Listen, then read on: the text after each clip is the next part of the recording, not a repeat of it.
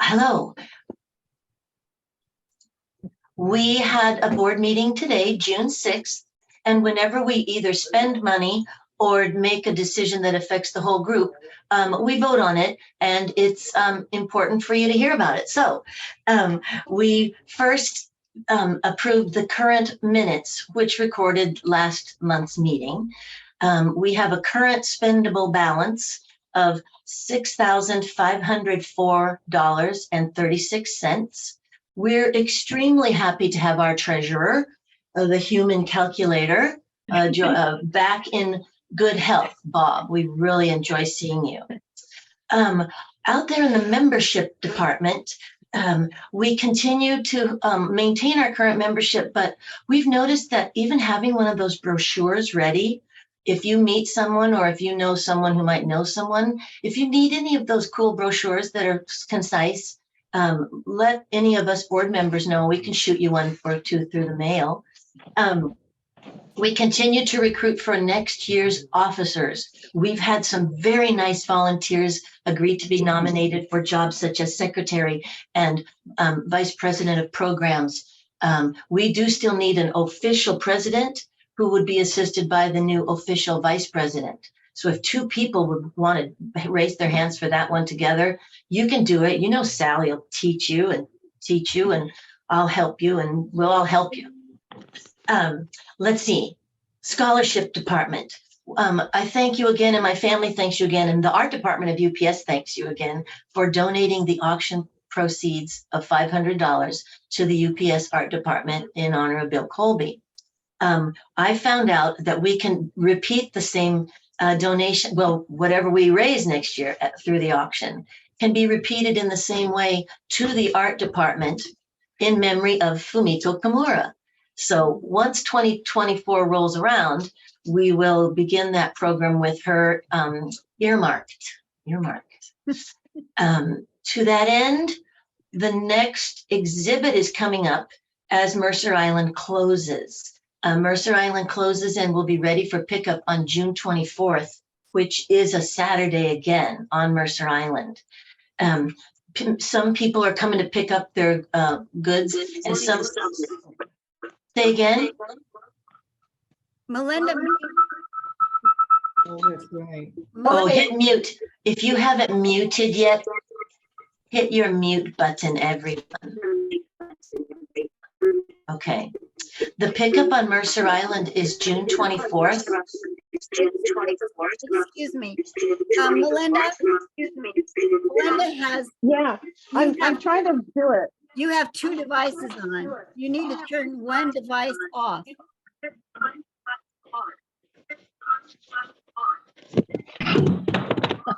Oh, God. It's reverb.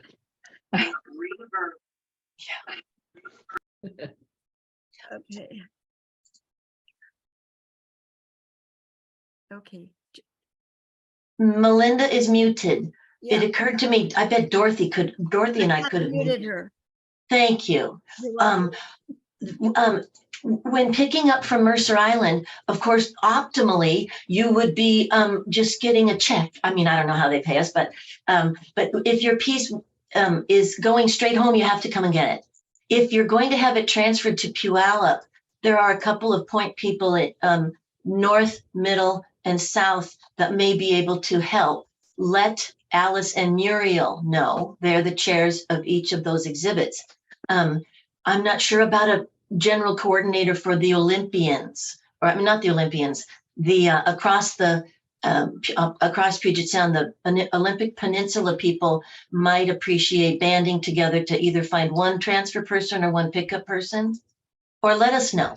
Okay, and then on to the Puyallup show, which will be opening on party night, honoring night. So many special events are planned within that show to honor Fumiko. So the doors open from 6 and close at 8, but an hour in the middle from 6:30 to 7:30, there are speakers and tributes, and it should really, really be nice. And that is July 10th.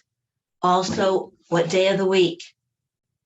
Muriel. Oh, no, she's on mute. It's a Monday night. It's a Monday night. Other than that, Nola's still looking for a co-chair for the Art Co exhibit in 2024. Is that everything? Oh, and on to Emily, who will tell us and encourage us about participation in the Haiga Adventure Group. Oh yeah, hi everybody. Our next meeting will be June 20th. And that's a Tuesday, 9:30 to 11. Everybody is welcome. And then we will have a hiatus over the summer and we'll meet again in September. But the important thing to know is, and listen up, you current members, June 30 is the deadline to submit your poems and your paintings to Dorothy for inclusion in the little chapbook that we're making, printing. And we need that to be ready by September. That's why it's such an early deadline, to give the printer time and Dorothy time to do the editing and all the fancy Photoshop stuff that she does so well. So if you haven't given a Haiga, or at least a poem, or maybe just a painting to Dorothy, please do that. And you could bring it to the June 20 meeting if you wanted to be polished by the group, or just send it on. And thank you, Dorothy, for all that you're doing for us. So, and I'll mention today too, that we will need, the group needs a moderator for 2024. I've done that for 2023, which is simply leading the meetings. And so someone needs to step up for 2024. Thank you. Oh, Lisa, I have a question for you. Will the Fumiko tribute, will that be recorded in any way? In Fumiko's tribute? Not by us, not with a cell phone on a tripod that I know of or anything. I could, Muriel's been the contact with Jeannie and family. If they're interested, maybe they could have a tripod, something, I don't know. Maybe it's not appropriate. I'm not sure how that goes, but a lot of us can't be there. So thanks. That's all for me. Continuing the idea of a continuation over summer. Lois Yoshida will be continuing for current students, either a check-in meeting or some kind of a gathering. So the official new year starts in September. Thank you. Just a comment, since Emily was talking about the Haiga. I recently met Nicholas, who, I'm sorry, I don't know his last name, who we met through CBEC. And I was doing a program for him for PSSA in Kent. At any rate, he sounded like he was very interested in working with a Sumi artist to create Haiga with his haiku. He kept saying how he couldn't paint. And I mentioned that Emily and Dorothy, often collaborate. So if any of you are interested in collaborating, that's an option.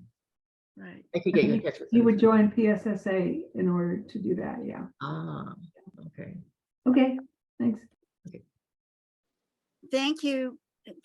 Thank you, Emily, and thank you very much, Lisa, for covering our board meeting today. That's really helpful.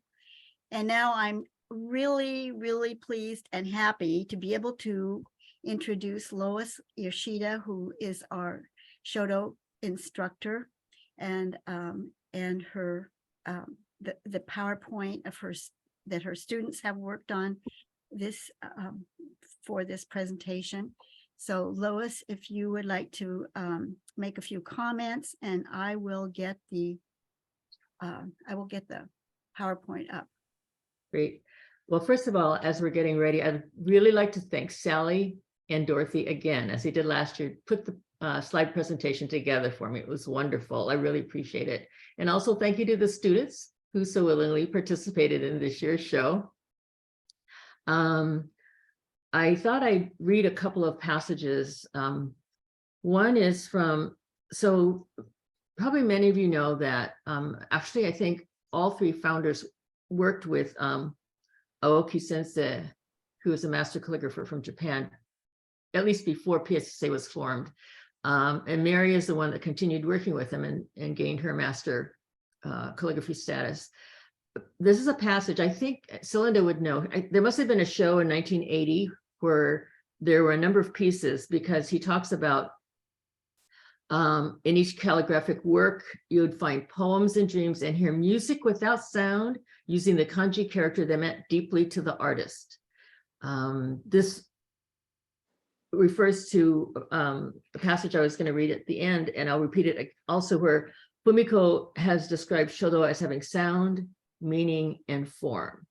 And it just takes some thought to think about that, but it's a very, obviously an experiential way of expressing it. So he goes on to say, the artist does not just write on the rice paper, his soul is at the tip of the brush, bringing out the dynamic, essential self. At the moment of inspiration, the artist will take brush in hand and complete each figure in one controlled breath so that brush movement is final and irretraceable.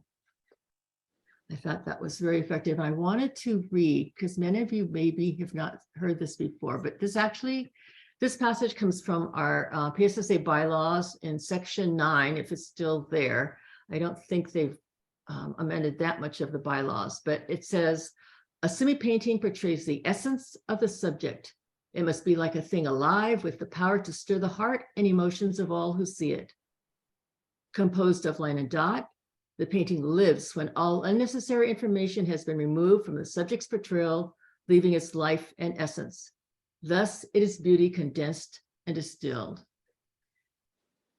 And granted, that's about Sumi painting, but considering that, Sumi evolved from Shodo calligraphy, it just carries through. I think they're often one and the same. So, Dorothy, are we ready with the Yes. Okay. PowerPoint? Okay, great.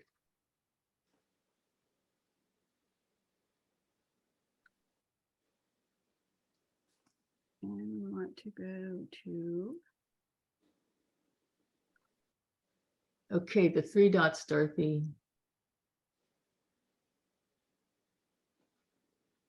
okay. I'm there. I need to, just a second. It's working fine. Okay, and then I need to hide the meeting controls. Okay. And then we're on a slideshow and we are starting from the beginning. Okay, And great. yes. Thank you. So, all right. So a lot of these comments Sally put in, so I don't want you to think that I created the text for some of these slides. Okay. All right, Dorothy, next slide, please. Okay. All right. So Shodo means the way of writing, or often is referred to as beautiful writing. And just a little bit of the history, just because it's such an ancient art form, I just always like to remind people that it evolved from pictographs, which were first recorded in China 4,000 to 5,000 years ago. Initially, they were incised on oxbone and tortoiseshell. Then writings were engraved on stone, bronze, and later bamboo slips and silk paper. But with the invention of animal hair brushes in 250 BC and the invention of handmade paper in 105 AD, these two had the most significant impact on the evolution of Shodo as an art form. These are just some shots from class, some practice sheets, and we'll just go on to the next slide. So we basically studied the 3 styles of Japanese calligraphy styles. There are several, but these are the basic ones. So kaisho is the formal or block style. Precisely drawn lines give a feeling of power and control. Brushwork in this style uses exact angular strokes, which give a work its solid and highly controlled appearance. Kaisho is typically the first style studied to practice the correct stroke order required for each kanji and to get used to handling the brush to create the 8 basic strokes. So we found in class that it's really important to develop this foundation in kaisho before we can move on to the more cursive styles.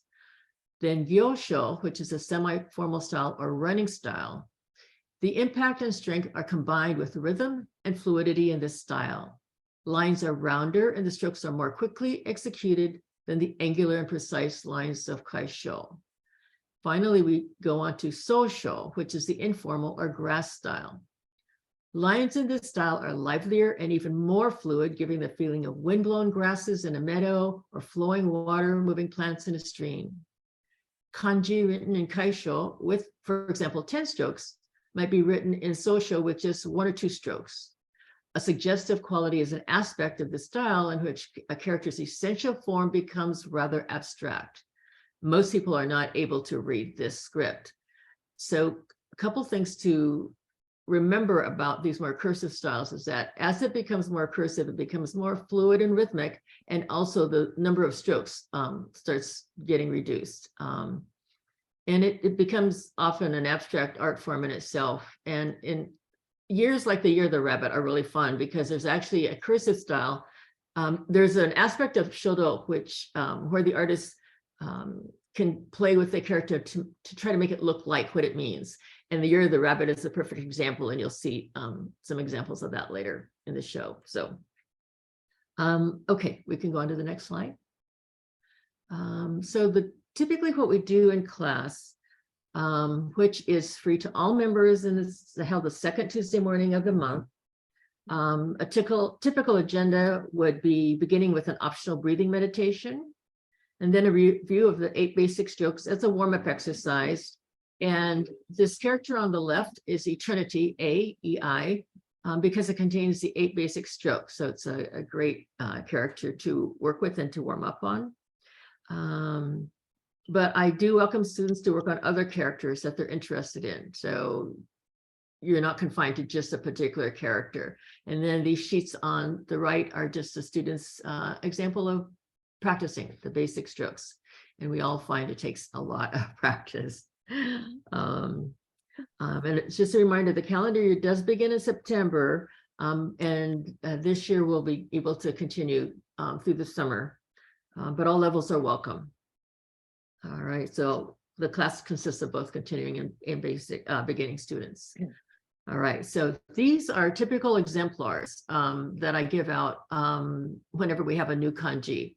Sometimes it's each month, sometimes less, depending on how long we work on a character. So certain zodiac signs, the Asian zodiac calendar, the character for the animal is different for the zodiac calendar than it would be if you were talking like there's a rabbit across the street. So if you can see clearly enough, I'm not sure how big your screens are, but the sheet on the left has the character for rabbit or hare used in everyday language. And sometimes there's slight differences, a more simplified form, but that's the basic block style. And what I do on the exemplars is I present the block style. Oh, I'm sorry. I do work with Gotai Jidui, which is a dictionary showing different styles, calligraphic styles. So if you can see, I'll list the page number because several students have the dictionary, but they're a different edition than mine. So what I've learned to do is I'll put the page number in my edition on there, and then you'll be able to find this character somewhere nearby in your edition. So we have a block. Oh, I'm sorry, just a minute. it's okay.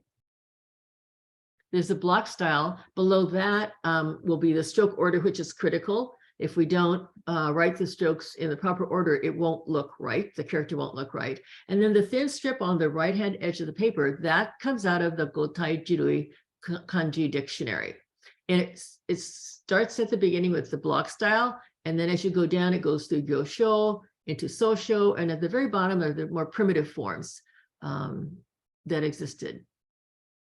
And sometimes if we're lucky, I'll have some examples from Mary. So what I did with these 2 sheets is the center sheet has the character for rabbit in everyday language. And then the page on the right is the character for rabbit in the zodiac calendar. And for this character, I have examples of Mary where she did first the Kaisho. Well, looking at the center one, she did Kaisho, and then more, those to me are more social. And definitely in the Year of the Rabbit on the farthest right, those 2, the second and third characters, I'm sorry, versions are social. And you can see how, and when it comes back, you'll see how they actually in one stroke look like a rabbit, which I think is so fun. And students find that fun as well. So, and if anyone has any questions, please feel free to speak up. All right, so let's go on to the next slide. And I think it should be Kathy's slide first. Yeah, Kathy Tashiro, do you want to go ahead and talk about your work, Kathy? Yeah, it is. But I have two. Do I have a second slide Yeah, too? yeah, so whenever Okay. you're ready, yeah, she can go back. Okay, I'll start with the Kaisho version, the first one. Okay. If you go back to the beginning. Here we go. Okay, so I also want to thank Dorothy and Sally, first of all, for making such an attractive presentation of my calligraphy. I'm hopeless with mounting things. They were very helpful. So for my two versions, I used the non-zodiac or animal character for Usagi, rabbit, that's what this is. And I chose the kanji version from jiso.org because I like that there was one continuous downward stroke, sort of downward left stroke from the top, semi-horizontal stroke. And I didn't like the way the other one was broken up, so I chose this one. And can we go on to the next? Sure. To the social version, please. So this is a social, I think it's social, not gyosho, although it's slightly in between. I don't know what you think, Lois. I think it's social. I think it's social. Yeah, I really like the rhythm and the strength of the strokes. And much thanks to Bob Matthews for researching the calligraphers whose work we copy. This version is by Wang Chong, Ming Dynasty. He lived 1494 to 1593. Isn't that amazing that we can copy, that we still have this? Who, along with two other calligraphers, was known as one of the three talents of Suzhou. And I got this from the link that Bob presented. So I really just want to thank Lois for having us focus this year on the basic strokes and the Kaisho versions of characters. So when I started this, I really wanted, I just wanted to do really freeform stuff, the social versions.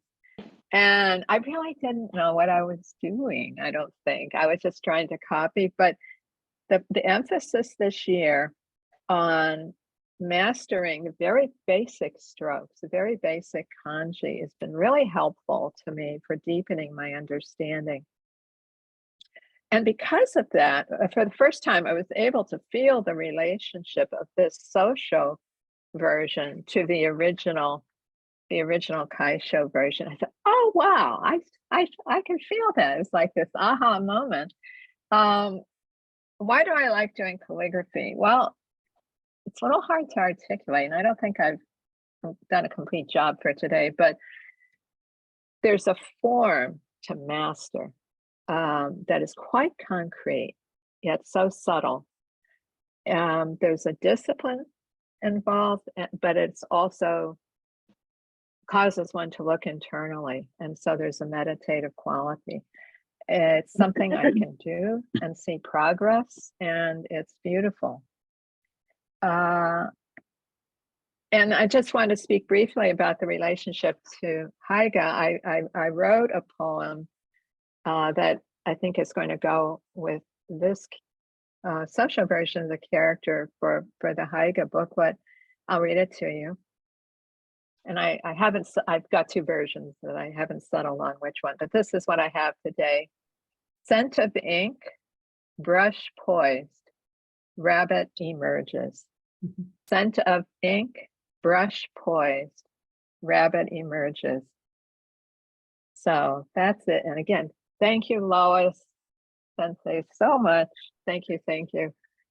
You're so welcome, Kathy. And I want to say, this is a wonderful progress from last year's social version that you had in the show. So yeah.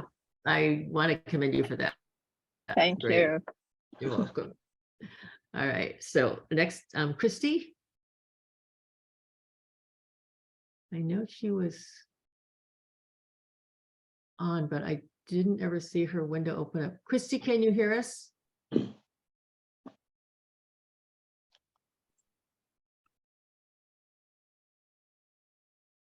I can come back.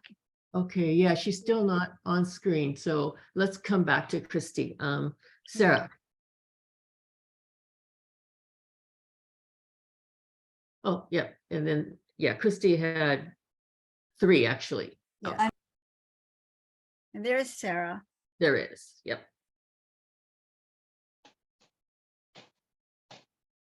Okay, hi, everybody. This is actually Gyosho of the Zodiac Rabbit. It's 8 by 10. And that's all I have to say about this one. So, all right, so Sarah calls it gyosho. I think it verges, sometimes I think, there's a fine line between gyosho and social. And without some expert telling us which is which, we can probably, make a decision one way or the other on our own. I tend to think of this more as social because it's 2 strokes rather than maybe 6, and it's so fluid. And this is where it verges on looking like the animal. And it's just a fun version to play with, I think. So, and beautifully mounted and presented, Sarah, with the mat and everything. So thank you for taking it all the way. And I'm curious, what the 2 characters above your seal, is that Well, your that's my name. name in Chinese? Okay. That's Sarah. Oh, And the seal is also Sarah. okay, but okay, because typically it's called romaji. We use katakana to sound out the syllables in the American name. So Well, yeah, but just happens that Sarah is Yeah. a Japanese name. oh, interesting. And what does it mean? Something like lots of joy or something like that. I Oh, forget. cool. Okay. Hmm. Yeah, if we Well, look, regarding the social thing, I got this out of my Japanese script dictionary. okay. And so I was looking through all these different versions, of rabbit there. And I found this one, and I didn't know whether it was Joso or Sosho. Mhm. And so I asked Yuki, and she said it was Josho. Oh, really? Okay. So then, what's your definition of gyosho? Because what I kind of use in it only because it made sense to me without seeing it anywhere, where I feel the way I determine often is I'll think that a layperson could read gyosho, whereas I know they can't read social. So that's interesting. But good to know. So is this a dictionary where you used to give us some block style examples? No, that is like a Kaisho dictionary. Right? It's like the standard way that they Right. write these characters in Japan, or people are supposed to write the characters in Japan. This script dictionary is used by like artists and seal carvers and stuff like that. And it's a lot like your dictionary, where it starts at the top Mhm. and with the Kaisho, and then it goes down and you go through all these different versions, just really like yours, and you end up with like Tensho at the bottom. Okay, interesting. I'll have to get a reference on that from you. Thank you. All right. Very interesting. Sarah always brings great information to us. All Okay, right. so I had two other ones, and this is Oh, all that's here. I had yeah, two. that's all we saw that Sally had prepared. Oh, dear. Oh, Because okay, that's well, something that you had submitted, like the one you had in the exhibit that had won the award on. Oh, dear. Was one of them the one that was in the exhibit? Sarah? no, these were two that nobody's seen before. Okay, why don't you send those to Lois, and we'll get them in the newsletter. That would be great. Could you That's do Oh, that? okay. Thank you, Dorothy. Okay, David. I don't know. Thanks, I'm unmuted now. Okay. So this is a painting of acrylic paint on canvas. And it's 3 foot by 4 foot. So pretty large. And done in honor of the Year of the Rabbit. So the calligraphy is fairly straightforward and not done with the really a ink on paper situation. This was acrylic paint and a brush, basically a Western style brush, probably with a nylon bristle, I don't quite remember. So yeah, just trying to do emblematic, really, calligraphy, just clear, straightforward calligraphy. And yeah, a scene of rabbits, somewhat abstracted at night. But kind of the fun thing is that the rabbit ears and some of the calligraphy strokes have a resonance with one another, hopefully. And the calligraphy adds another dimension to these kinds of artwork undertakings. So I enjoy that interaction of the image with the calligraphy. And yeah, that's about all I have to say about the piece. Yeah, I thank David for submitting this because I think it's just interesting for us to see the different, I don't know if the word is application, you know, how we can use kanji, you know, it's limitless. So I think it just widens our horizons. Thank you, David.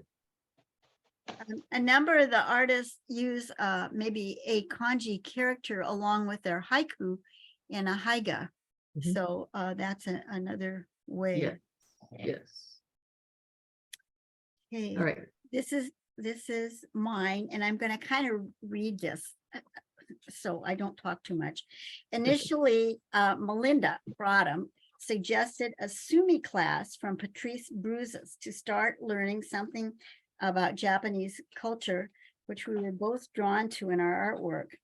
Patrice was an excellent teacher who started us off with the basics of using Sumi supplies. And the next step was Shodo, Japanese calligraphy. I found that my understanding of all the art mediums that I love are enhanced by the study and practice of Shodo with Mary Bottomley, Charlie Nicholas, and now Lois Yoshida. Lois is a professional Shodo artist and instructor who can demonstrate anything from how to paint a tiny, perfect dot stroke to a multi-value full arm swing stroke for a complex giant composition. And on Zoom, we can see every twist of her brush. In every class, she helps each of us at whatever level we are working. I have previously gravitated to the more curvilinear Shodo social forms because they are easiest for me as a left-hander. This time I was determined to use the basic kaisho form for rabbit, which has no convenient angles for a left-handed brush. After struggling most of the year, I did what Mary Bottomley originally suggested years ago and started painting the kaisho rabbit with my right hand, the right way to get the angles for me.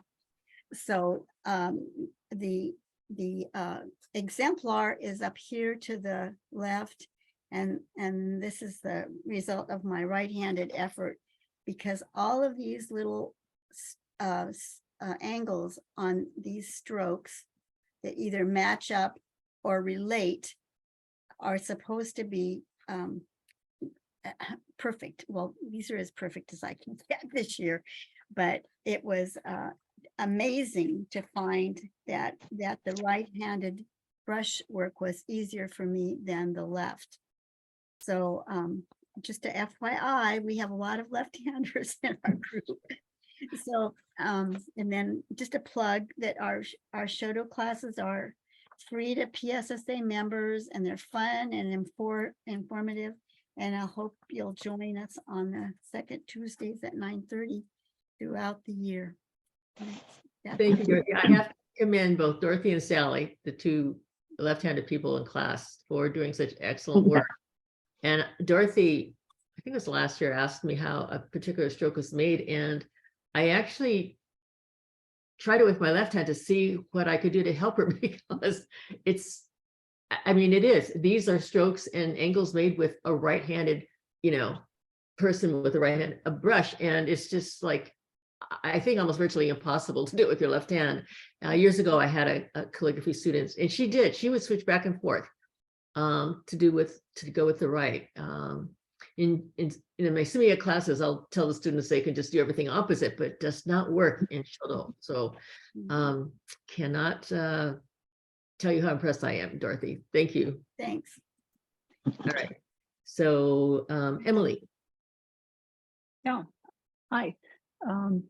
I'd like to also thank Lois very much for these classes. They really helped me. One of the things I like best about doing calligraphy, about Shodo, is that it really slows me down and puts me in the moment, into the present moment. And that's what I need generally in my life, is to slow down and focus a little bit better, not rush through everything. So this one is Kaisho, the block style, which I do because it's simplest and I'm not ready for the more flowing types of calligraphy. And this is the rabbit, the animal, not the zodiac sign. And I like, one thing that I really like about the rabbit is that the Japanese, they don't see the man in the moon. They see a rabbit in the moon. That's right. So that's all I have to say. Thank you. Again, Lois, thanks so much. Yeah, thank you. What is your seal, Emily? That's one that Yu Ming did. Sorry, it's so blurry. And my photography is still bad, I see. I knew somebody to ask. I don't remember. I think it's partly my name and partly something else. I don't remember. I Ah, have to look it up. You did that about, I don't know, about 10 years ago, I think. I'll find out. I'll go look in my box and figure it out. We'll expect a report next month. Right. Thanks. thank you.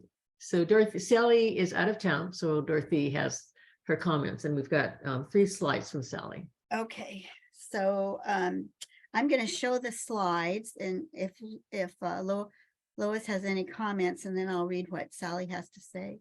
Okay, yeah, so again, this is the kanji for rabbit in everyday terms in kaisho. Disregard the social in the lower left right corner. I think that was just a glitch. But again, kaisho form. And the next slide is the gyosho. Oh, we talked about this being social with Kathy. And so in the gyosho, if you can remember back from Kathy's, you can see the similarity, but also some differences. I attribute that in gyosho, we try to, or in the cursives, we'll try to replicate what we see from the dictionary. But there's an element of ki, that inner energy that's going to come out in each person's work. So, and I see it's hard to get that ki to show in your work unless you really have that strong foundation. And I see that in both Sally's and Kathy's version of this character. So well done. And then the third slide, she worked on summer in kaisho and spring in gyosho. Okay, Dorothy. Whoops. Okay, let me get back here to the beginning of her. Okay, and Sally says, like as all of us, really, really appreciate Lois and her work. She says, I have so enjoyed studying Shodo with Lois. She is so generous with her knowledge and open to whatever path we choose to take in our studies. Her demonstrations are so helpful, and her exemplars are a great reference, just the right amount of information to keep us focused and moving forward. One thing I particularly enjoyed is her meditative breathing exercise at the beginning of each session to help us remove all the noise from the outside world and center us for work. Thank you, Lois. And I am really pleased to be able to read that because it speaks for me too, and probably for all of us. Thank you, Dorothy. Yes, it does. Thank you. Yeah. All right, so the final slides will be for, by Melinda. So, yeah, Sally's a lefty too. Yes, So that previous slide, I wonder if she went to right hand, because that's pretty, well, whatever. you This want to, one, Her Kaisha there on the left yeah, is she did, that's true. Those hard to are- do as a lefty, but possible. Yeah. Wow. Because you're a lefty, aren't you, David? I'm a lefty too. I've David, I seen- Yeah. didn't know that. Oh my gosh. Okay, because I never That's get to three of see you do your working class. Oh, interesting. I'm sorry, I didn't know that, David. Yeah. Yeah. Yeah, I found what my chop means, if anyone wants to know, Oh, please. oh, let me get back to before we move on. It was carved by Yu Ming. I don't see the date, but here's a little legend about it. It is M.E. Lee. So E is love. Me, me is beautiful. And Lee apparently is gorgeous. So it means M.E. Lee means love, beautiful, gorgeous. Okay, I forgot all about that. Anyway, there you go. Got So it. for those, thank you, Emily. For those that don't know, when, so I learned from Yu Ming when so he's a Chinese artist and he, uses a Chinese pronunciation. And so when someone wants the seal carved, he'll figure out what characters sound like the name, and then he'll tell you what it means. As opposed to someone Exactly. saying, this is my name, or this is what my name means, and here's the character, but he'll do it from the sound. So that's lovely. Thank you. And that's why I was curious about Sarah's, because I have not seen, I didn't know that about Sarah being a Japanese name, although it's by syllable. So I was going to mention, I think in the Jisho.org app or website, where often if you get to the very end, they'll talk about names for that. When it's used for names, the pronunciation is different. It's interesting. So many aspects of kanji. So I'm sorry, go on. Melinda? Oh, okay.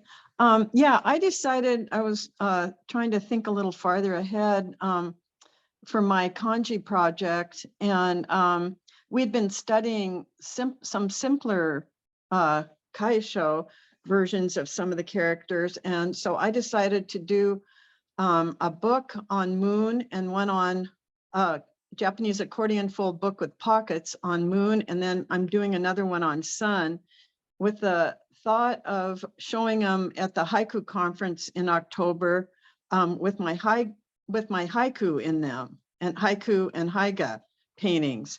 So I thought this is a perfect venue for practicing my calligraphy and showing my calligraphy, but having an application for it. And doing something different, because our theme for the haiku conference is, well, Dorothy thought up this. She always thinks of a different thing for us to do every year. And this one was showing our haiku and our paintings in a non-traditional format, a different format, rather than just mounting them and showing them on an easel like we started out doing years ago at the conference. So I love to make things and I love to make books. So I made a Japanese accordion fold book with I split half a piece of watercolor paper down the length of it and folded it up and made pockets. And I do my calligraphy practice on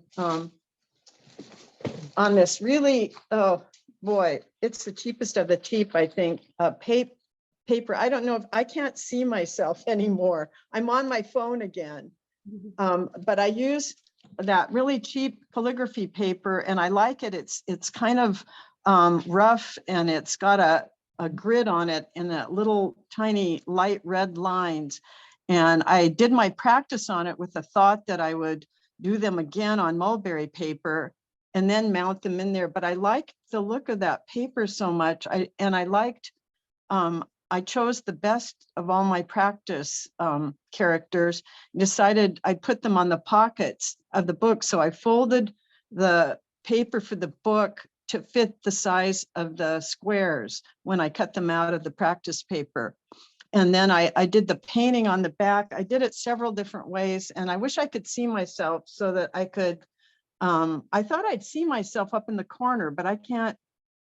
I don't know why I can't, because I'm on my phone again. My computer crashed. Can you see So- can you see the screen with your folded book on it? I can see my folded book and I could see you when you talked, but Lois was still on the screen. Hmm. So I can't see myself. Melinda, where do you get that paper? That's pretty cool. You know, I think I ordered it and I got a whole bunch of it through, I think, Oriental Art Supply. And what's it actually called, you know? Do you remember? I think it's just big sheets of, can you see this? Yeah, but I can't You see can- the grids. You It's can so also find it faint. on Amazon. Oh, I might have bought it on Amazon. I might have just Googled calligraphy practice paper. It's really rough and interesting to work with because it's so thin that it falls apart when you put any kind of water-based glue on the back of it. So I had quite a time with it. But I created these pockets so that I could write my haiku on tags and write my ideas. I get a lot of ideas for 2 lines, but it takes me a while sometime to get the third line of a haiku, the turning of your mind line. And so I keep all those ideas in moon related ideas in this in my book, instead of writing on scraps of paper and notebooks and everything and losing them all like I usually do. And I had more fun with this project than anything. I like the meditation aspect of it. I learned a lot. I know Bob Matthews does the seal style, and I thought, even though it's simple, and I'll hold, can you see this? I wonder how I could get up in the upper screen so that I could see myself. I don't know how I could do that. But we anyway, can see you. can you? Okay, so the Yeah. seals, the first one on the left, I did the seal style. I practiced that. And I thought, oh, those look so simple. Called the seal style or ideograph or pictograph. And the first one, it's actually the crescent moon. And it's, I think, the very first version of the moon that was written or carved in bone or whatever they did. And it's really was hard to get the line. It's all the same width when you write a seal style or ideograph. And I don't know if they used a certain kind of brush. I tried to use a calligraphy brush and try to keep the pressure the same, the whole character. It was really a challenge. I got better at it, as you can see in the second and third pockets. It's also an ideograph, but you can see how it evolved. The crescent moon evolved in more of a turned on its side and more of an abstract style. And then it was they sort of wrote it to the bending to the right, and you can see the evolution of how it came to the Kaisho style, the fourth one on the left. And the Kaisho style, as you've talked about, the block style, I really love to practice that one. I used to be drawn to gyosho, and I still like to do that, but I really like the block style, the discipline. And I read in, I don't know if it was Tanahashi's book, but perfection isn't something you have to strive for in calligraphy. It's more, he described it as up a hill and down again. Sometimes you're doing really well, and sometimes you're going down the hill with it, and it's never the same, and you have good days and bad days. And so therefore you don't need to be perfect. And he says even the masters aren't perfect, because each time you draw a line, it's different. So I kind of took comfort in that. And I really like imperfection. I think it's interesting, and it's but you have to have also know how to do the basics, and that's important. And I really like the block style because of the finesse in it. The way you have to go around a corner and push up a little bit and go down and keep your tip of your brush in either in the middle of the stroke or the side of the stroke. And you have to really, like Emily mentioned, focus and relax and pay attention and be mindful and not have music on. And it's just, I just love it. So moving on to the second one from the right is Gyosho. And that one is, you can still read it as moon, a little more abstract. I got the last two, the Gyosho and Sosho, from Charlie's work, that she helped Vosky and I do a chart for the Shodo show at the Hanforth Gallery years ago. And Dorothy helped put it together and helped me with going to the printer and having it print. I have a big, huge copy of the chart, a smaller copy here, but I wasn't sure whether the last one was Sosho or Gyosho. They're very similar, but this is a simple kanji too. And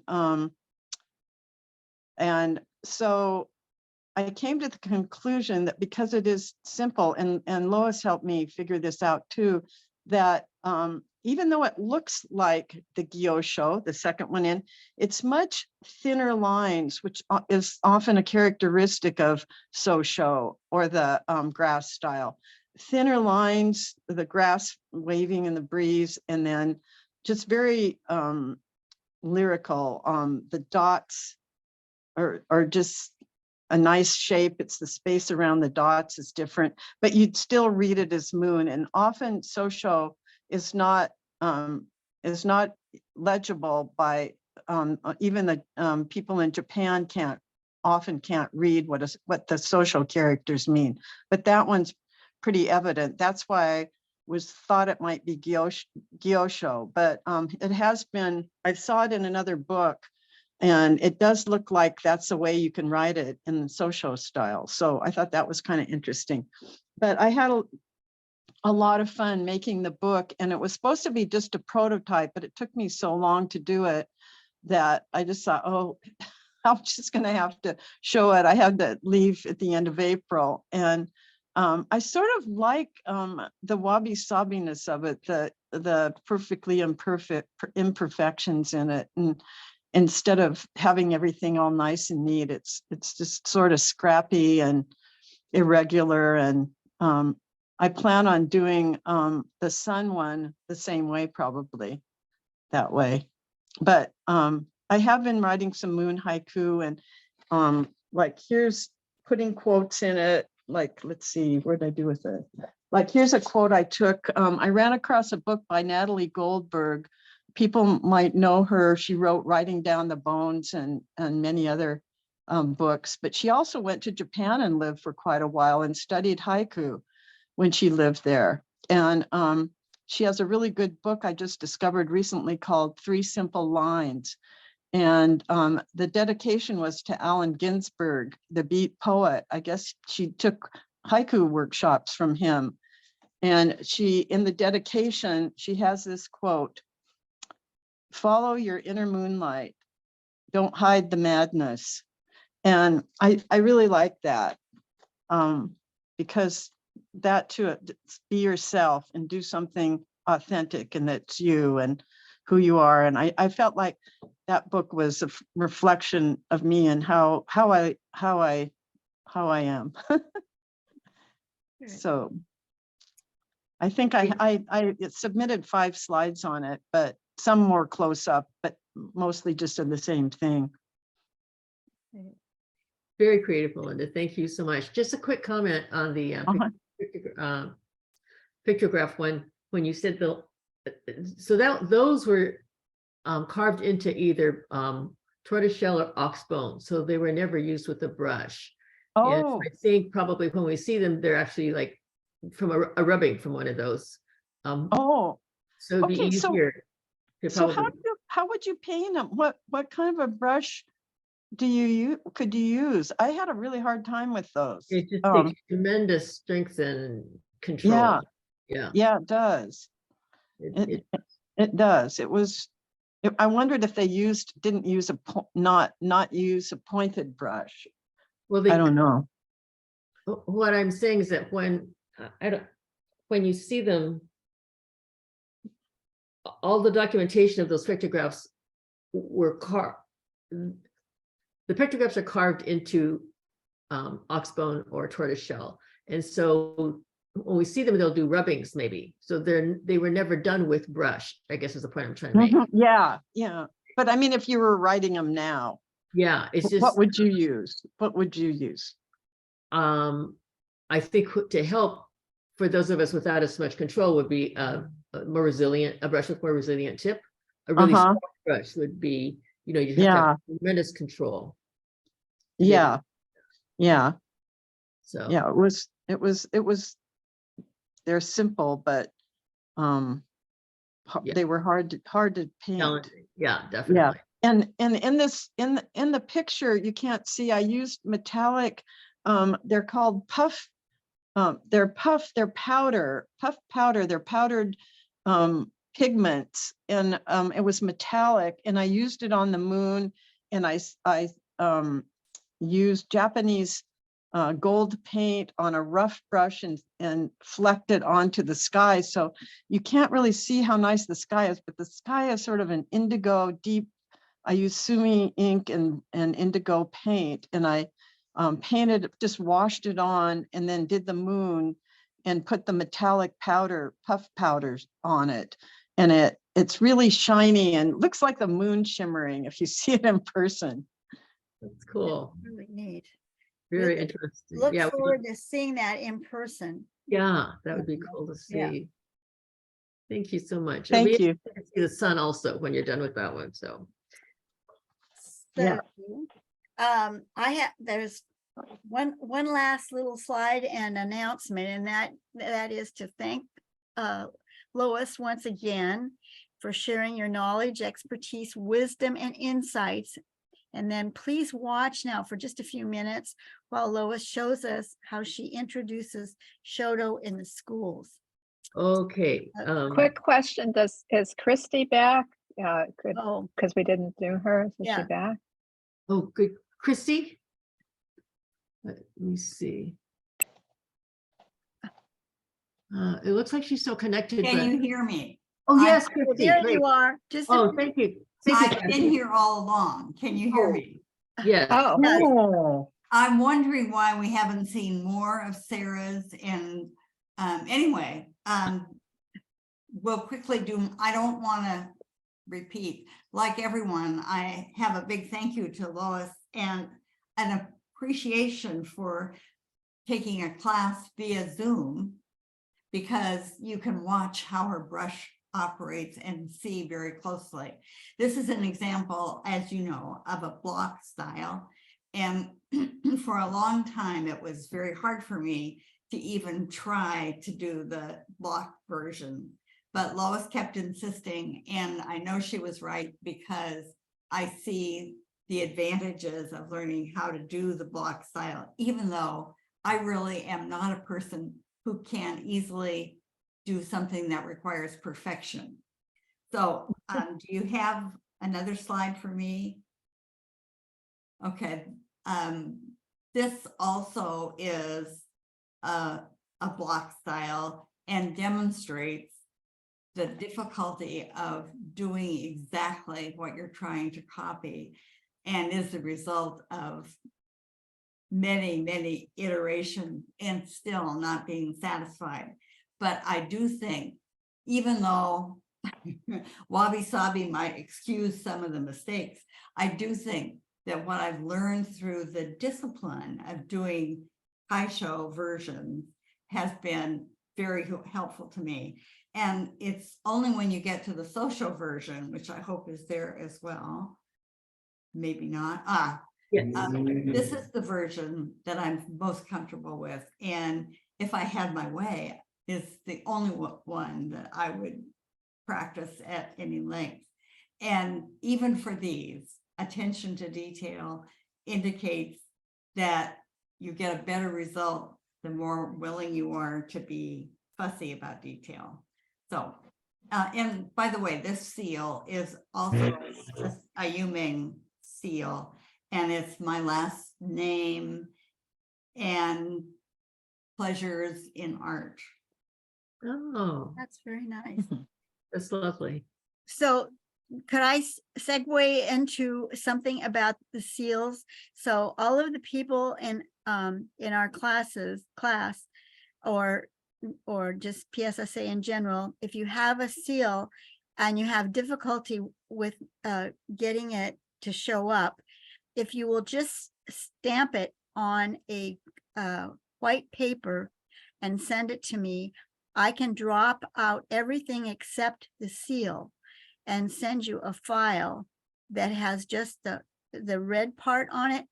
So you can put that digitally on in any of these digital pieces that you're working on, and the paper color that you're working on will show through.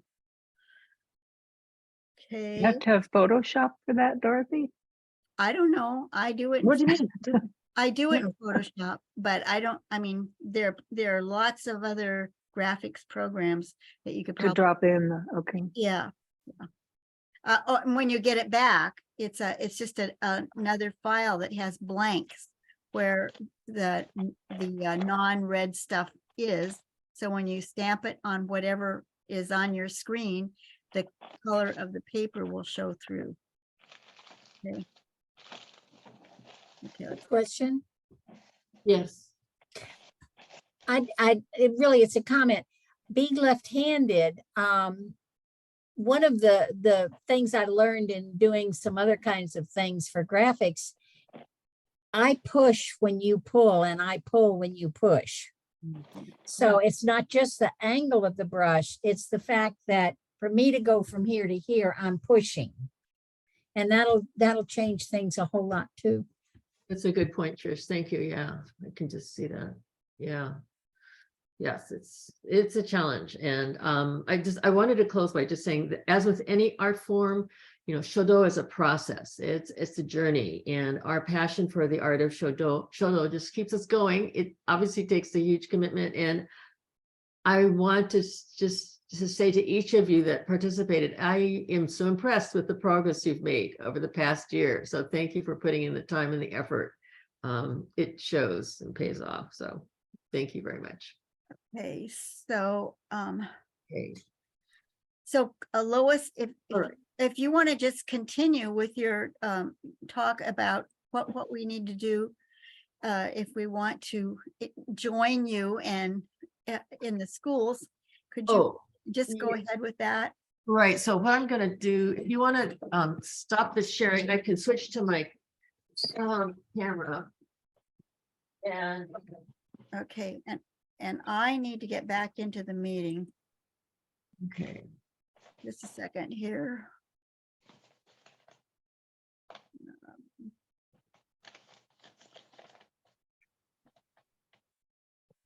While we're making that transition, may I suggest that we would love your ideas on at least one paint out?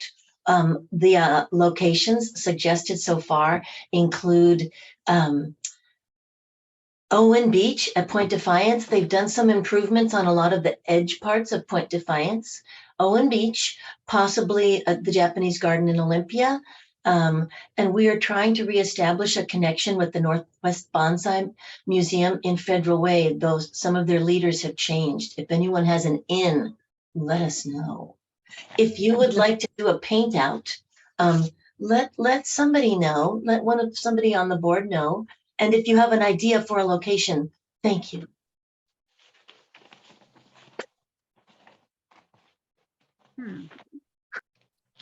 Let's see here. Well, this is a problem I didn't anticipate. Let me get back here to this. See, so you're looking for a stop screen share. Now, I need to get back into the meeting itself. Mhm. Let's see here. Okay. I need to have somebody send me an invitation to the meeting, please. You can do that down by the let's see if there's anything other way I can do this.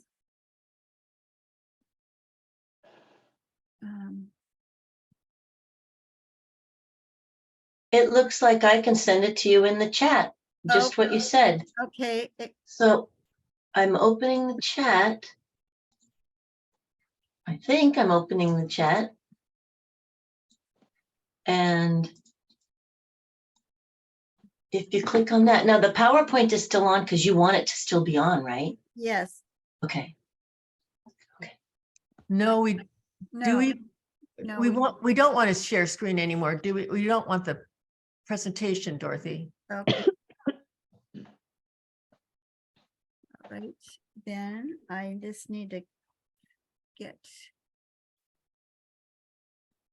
So stop share. You'd basically stop share right now. Yeah, I need to get someplace I can do that.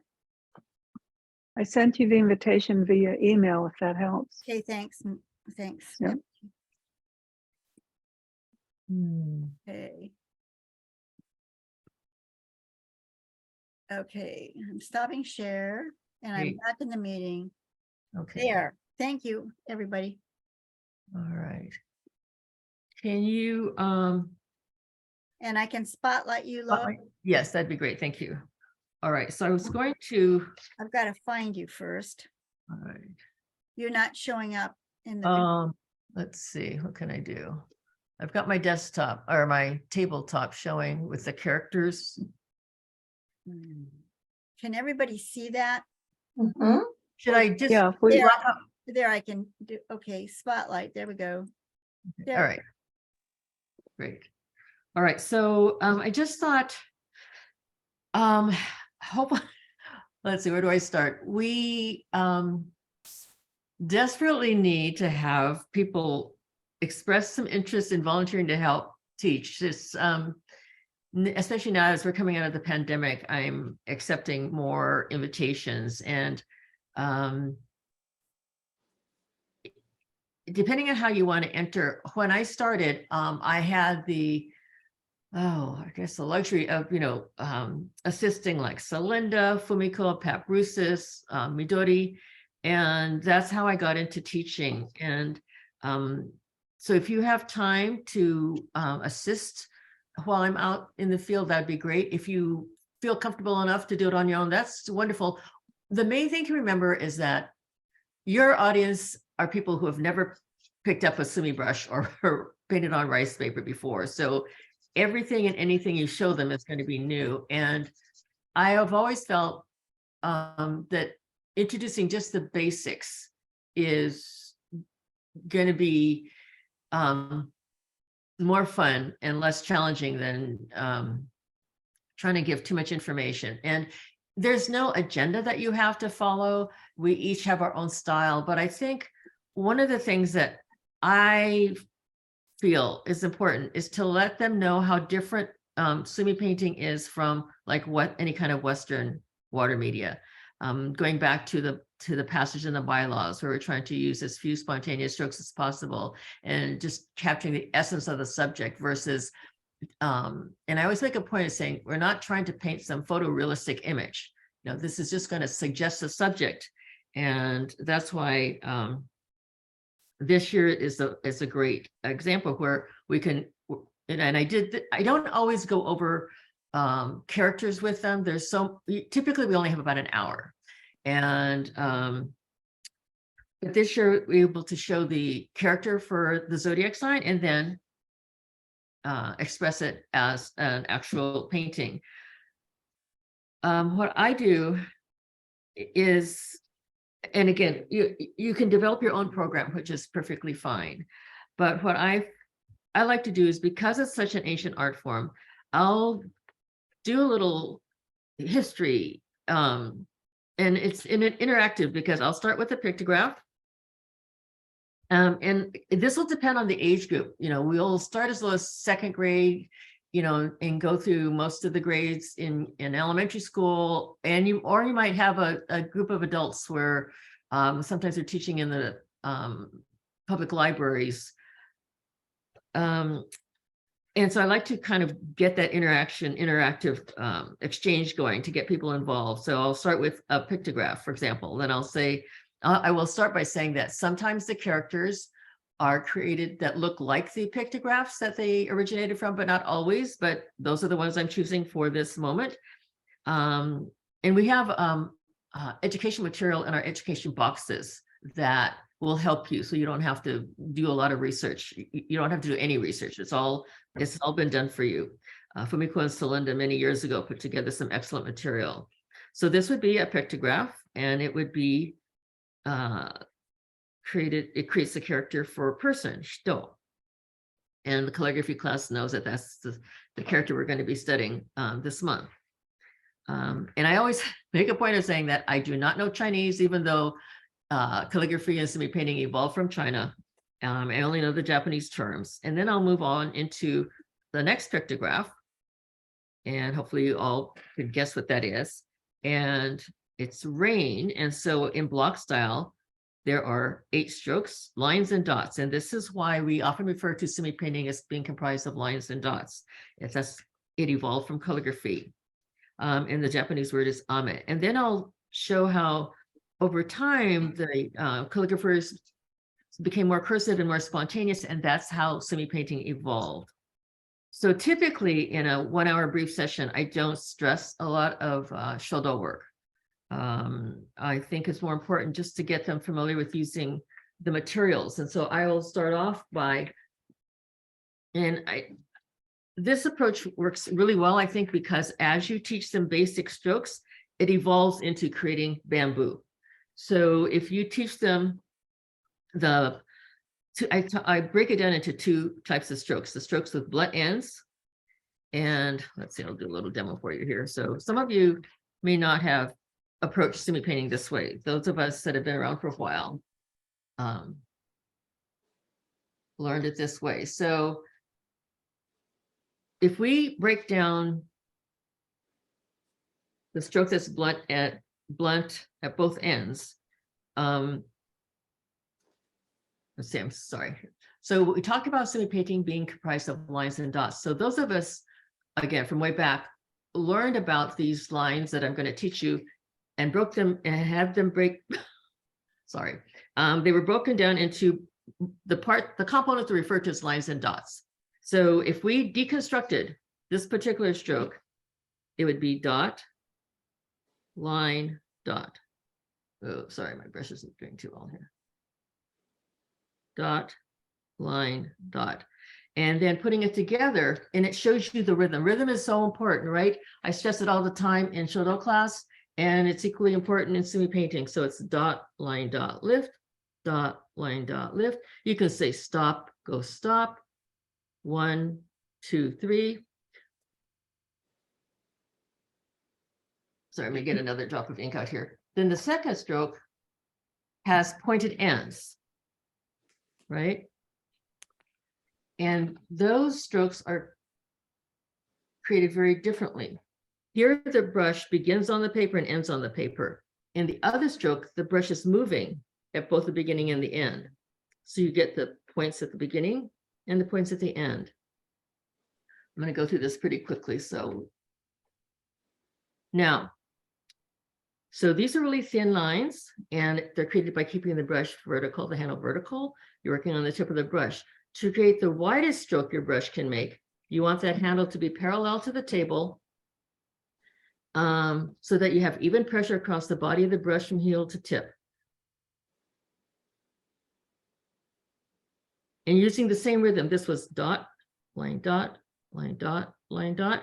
And what you're going to have when you're teaching is you're going to practice on newsprint, and then you're going to give them a couple pieces of double schwen, rice paper.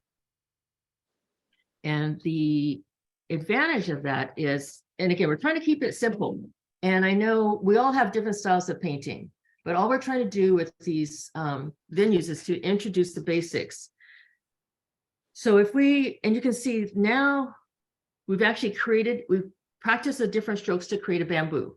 So now they're able to create bamboo because they know how to make the really wide strokes, the really narrow strokes, and the strokes that are pointed at both ends.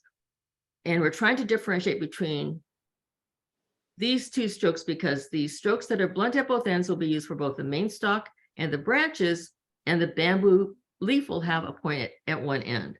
Now, because the paper is so absorbent, we can keep it really simple by creating the joints of the bamboo by just keeping our brush on the paper, right? So dot, line, dot, line, dot. It kind of naturally creates the brushes a little bit. So see how it kind of naturally creates the joints here? It's just great, as opposed, because if you're working with second graders, it's going to be hard to say, lift the brush up in between. They just don't have that dexterity. So you just kind of have to break down your teaching to cater to the audience level that you're at any rate. And so it's not until I get into the higher grades, maybe that I'll actually use gray ink to give that tonal variation. Let's see here. All right. So I'll do 2 color loads. Like say we're doing the 4th, 5th, or 6th graders, probably only 5th or 6th graders. I'll do 2 color load. And so you'll get that little gradation in ink tone. And then we talk about, again, I'll stress to them that we're trying to use as few strokes as possible to capture the spirit of the subject. And we like contrast. So we've got a really wide stroke for the comb or the main trunk. And then we use thinner strokes for the branches. And hopefully everybody knows that the branches grow out of alternating joints. So if these branches come off the right side, the next set of branches come off the left side. And then I like to reload my brush so that these, now the strokes that we're going to use for the leaves are very different because they've got that point on the end. And if you have the time, you can show them that little accent across the joint. But again, I try not to show too much in this hour because it's so hard, but I will stress, and I do try to get them to hold the brush differently, like a Sumi brush, right? Not like a pencil. I tell them that I know it's going to be uncomfortable, but if you're holding it like a pencil, you're not holding the brush properly, because we all know that strokes are made, when the brush is held properly, the strokes appear much differently than they would if you're drawing lines like a pencil. And I also talk about the arm moving from the shoulder. So just some basics again. So if we can just start with basic strokes like this, then they should be able to create all sorts of different subjects. And to keep it simple, you can just like even just a panda, right? A couple of lines and dots, not in color, octopus. You can pick whatever subject you want to create and just keep it simple so they can have fun. We're not trying to create some whole, scene or some, I'm stumbling around here and I apologize for that, but I hope that you get the idea that it's not going to be rocket science. Don't hesitate to feel that you can't stand in front of a group of people to do this, because again, no matter what you show them, they're going to enjoy it because it's going to be new to them. But I do think that the simpler you can keep it, because it is challenging. We all know how difficult it is to use brush ink and very absorbent paper. So I typically give them 2 pieces of rice paper, one to at least do the bamboo, and the second piece, especially with kids, they'll just love to play. And once you show them how to make these different marks, then you can show them how, depending on the pressure of your brush, it's going to change the shape of the stroke. And also there's, the whole bleeding aspect of ink on paper. So I'm trying to give a cram course here and I'm so sorry, but hopefully you get the idea that we have all the materials that you need in our education box. And I would be grateful anytime anyone is interested in volunteering, or you may have friends who have kids in school who would be interested in having, Sumi presentation, and you should feel more than comfortable to do that. The boxes contain everything you need, our education boxes. You don't have to provide any materials at all. It's all there for you. So any questions? I'm not sure that that's what you wanted, Dorothy, but this was my chance to try to get. Well, there are a number of us that have had conversations about, well, we'd really like to do that, but we have absolutely no clue what that's all about. So that's very helpful, Lois. Thank you. Yeah, and again, you know, and the other thing too is, I don't know if you noticed that, for example, this particular painting was mounted on a board. And back in the day when we had enough volunteers and there were maybe 2 or 3 of us for each class, we actually had time to mount these pieces for the kids, and they could leave them, you know, to under books and press overnight to dry. And what I actually did is I went out to the dollar store to buy a black frame, because these 8.5 by 11s will fit into a black frame, and the kids can see that they will have a completed painting, you know, when they're done the next day. So it's just not possible with one person teaching in an hour, but if we had 2 or 3 people, we'd be able to do that again. I have all the mat board cut, so it's ready to go. So anyway, hopefully this will inspire some of you to, you know, carve out some time to teach in the schools, or again, it depends on the venue. It could be adults or it could be children. It just varies. And if we have a group that we would like to share this information with, we can just get a box and Yes. do that. Yep. Yes, I have them prepared all the time. So just let me know the head count and you're good to go. Trish? Years ago, I did a bunch of that with you. And the thing that made it possible for me was that I followed you, or I helped you on 1 or 2 occasions until I felt the rhythm of what was happening there just by being around and participating with you. And that's, if anybody feels uncomfortable, just to do that is a great entrance to it. Thank you. That's how I got started too. So, because it feels a little bit intimidating, you know, in the beginning, but it just helps to, you know, have at least an example. And as Trish says, it just takes 1 or 2 times and you'll be fine. And yes, Trish was able to teach classes for me, so that was great. I appreciated that. So thank you. In the chat, Lisa Song volunteered to help with you. I don't know if she's still here. Oh, great. Yes. And I wanted to also give a shout out, because I typically put something in the newsletter and I failed to do that. But yes, Lisa was great. She came out all the way from, I think, Bellevue, Seattle, to the Bonnie Lake area where I was doing a demo. And I know during the pandemic early on, I think Sun and Patsy did a presentation. So yeah, that'd be great. I'll look forward to it, Lisa. Hopefully the next time we have an invitation, it'll work out in your schedule. So Good. Thank you. Are there any other questions or any other applauses? You could unmute and give Lois a hand for showing us all that. Thank you. Do you want to? Hey, Thank you, Thank Lois. you, Lois. Thank you. It's okay. thank you. Just Wanna unmute. Spotlight me, Dorothy, so that we can see everybody. Okay, there. You're a treasure, Lois. Thank you so much. Yes. Very much. You know, it's one of our missions in PSSA, and I just feel obligated because there's so little opportunity for people to learn either Shodo or Sumi. And I think the interest is growing, because when I recently did a Pierce County Library program, there was a waiting list. The class size was 25 and there was a waiting list of, you know, Wow. people. And I think a couple years prior to the pandemic, there were just not very many that had signed up. So it's just, you know, it's our job and our goal to spread the word for Shodo and Sumi.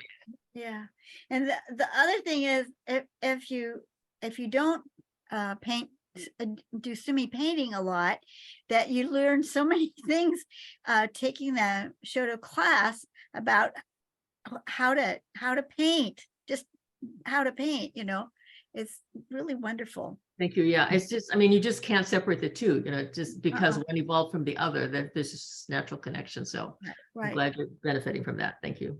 Yeah. So I have one question that it kind of nags at me. I mean, that comes in my head, but it's just like kids and ink and and spilling it and getting it on their clothes. And Yeah, I so don't know, how's that go? we have had no accidents that I can remember. I will only go as low as second grade. Beyond that, it's almost, they need a one-to-one. I'll either ask for parents to come in to help or teachers. Otherwise, you just can't manage below the second grade. And even then, Yeah. we need at least probably 3 adults at the least in the room, if there's a class of 20 or 25 kids.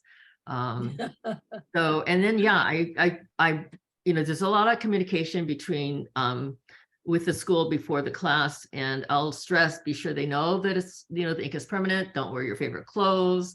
And also like try to get them to hold, if you hold the brush properly, halfway up, you won't get ink on your fingers, whereas a lot of kids want to hold it way down tight and, they get ink all over their hands. And I will say that the ink washes off your skin eventually, but not so much for your clothes, so. Yeah. But yeah, good question. I remember years ago, Celinda's still here, we taught at some kind of institution facility for women, and we actually had to use tempera paint because they wouldn't let us use Sumi in this facility, which was really interesting. I'm not sure why, but yeah, that was interesting. But at any rate, yeah, so it's a really good question about spillage, and knock on wood, just as long as you're careful and keep things under control, then it shouldn't happen. What, did you have a mixed age class, this last one with, that you did? At Nicholas? oh yes, that was a challenging group because it was an after school activity, and yeah, it ranged from I think about 3rd to 5th grade. And it was not a typical classroom situation. Oh, okay. So it was, a little challenging. Okay. Yeah. But it looks like those things that you demonstrated just now would work even in a mixed age. Oh yeah, no, that's what, I typically do that. Yeah, it's pretty standard. I mean, even adults would love to do this, because it's so, I mean, to do a panda, you just need, 2 dots for the ears and a couple of tears for the eyes and just broad strokes for the arms and legs. Actually, I learned this one from Darlene. And she was a great, she was a teacher by profession, so she had it down pat. She would make like paper fans for them to paint on and chopstick holders, and she was very creative. She kept their interest for sure. But that's why, and I felt also that, I tagged along with a number of different artists, and so you collect different ideas and different, approaches, which is a benefit of working with different people. So I think it's like studying art with different instructors. You always pick up something different from the different instructors. So yeah. So thank you. Thank you very much, Lois. You're very welcome. Are there any other questions, or does anybody have anything that they want to share before our meeting ends? All quiet on the Western Front. Are we having a calligraphy get together next week? Yes, so the June program is going to be on the 9th. Okay. Hopefully most people can make it. I know, and I would again apologize for having to change it. But yeah. Okay. Okay, that's Good. This week. It's this week then. Yeah, so it's on This Friday. Friday. on Friday. Exactly. Yeah, and just anyone who's not in the class yet, just send me your email address if you're interested. We'd be glad to have you join us. Yeah. And please come to the Haiga meeting on the 20th. Yeah. Even if you just want to sit and watch. Everybody's welcome. It's lots of fun. It's great. Yeah, I think that, the Shodo and Haiga group has worked out really well. I think, we're able to, supplement each other. So it's really fun. For sure. Okay, well, thank you everybody for coming and going through this little experiment. I sure appreciate your help. Thank you so much, Dorothy. Okay, take care. Thanks, Dorothy. Thank Good job. you. That's Bye. good. Bye. Bye-bye. Bye-bye.